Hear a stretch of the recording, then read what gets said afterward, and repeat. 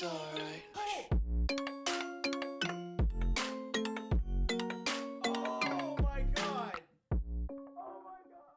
Yo guys, what is up? Max from Borderlands 3 video, and today we are talking about Urad, Deathless, Amara, words that should probably never be combined, but we're doing this build Underworld Amara because of the current state of Amara. She is struggling with gun damage. However, Urad is one of the most powerful anoints in the game. It is always active with the nerf to Ties That Bind and Fake Grasping. We're always able to keep Urad up. This build actually has a ton of survivability, some of the best cooldown that we've ever done on a build, and I'm really excited to share with you guys. If you do enjoy the video, be sure to drop a like, comment, and subscribe. And with that, guys, let's get right into it. So I'm going to try to keep this as short as possible. I will talk about the overview of the mechanics that we're using here and then get into the skill tree and the gear. Now, the biggest thing that you guys need to know about this build is that it is a shock driver transformer build, meaning that we are using the driver to dot ourselves. The driver with the shock dot is going to regen the transformer, respect as many points as we can into anima. That many points into anima is going to allow us to get pretty good shield regen. We're using an elemental projector, Deathless, so that we can get bonus damage from our shock element that we're going to be rocking on our ASC. And then Deathless for extra shields. We're going no points into health regen, no points in healing. And then we get to the question of how the heck do you stay alive on a Urad Amara build? Because Amara has no shield skills besides mindfulness, which we are spec 6 out of 3 into, which is nice for us, but there's no great way of staying alive. You know what I mean? If your shield starts going down, you don't got great ways to get it back up. And that's where this interaction comes into play with topped off. Action skill cooldown rate increases while at full shields. While we're rocking a spiritual driver with a transformer and the shock dot, we're able to keep up our shields at max more than any other Amara build that I've played. And because of that, we're going to abuse the crap out of topped off. Now, we're not using the respec topped off bug. That is a thing. But this build basically plays like you are, because your cooldown is going to be ridiculous because you're always going to have topped off literally all the time. Now, the reason that is important, 1, damage, and 2, for stillness of mind.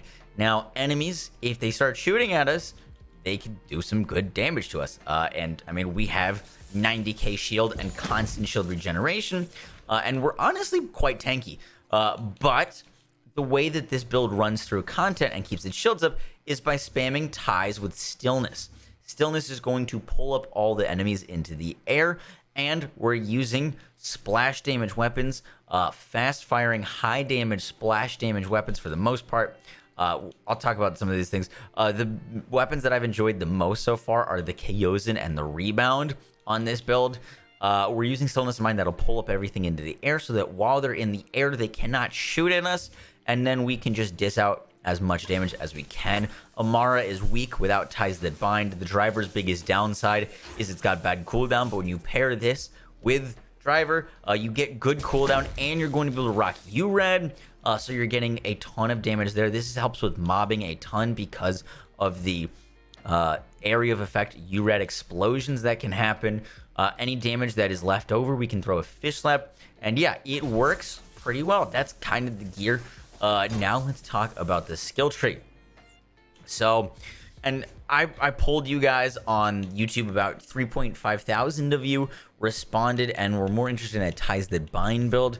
The one thing that I was going to show you guys with a ball build is we were going to go all the way to Light Fantastic. We would put no points into Green Tree, and we would change from Mindfulness to a Stone class mod. Actually, I was going to use an action skill damage Stone with Light Fantastic and a Reflux with Urad. The ball gets Urad, and the ball will fly around to where the Reflux is shooting. It does crazy damage, and if you guys want to try that out, it's pretty much the same skill tree, except take these points out of Green Tree, toss them into Light Fantastic. I think that should work out.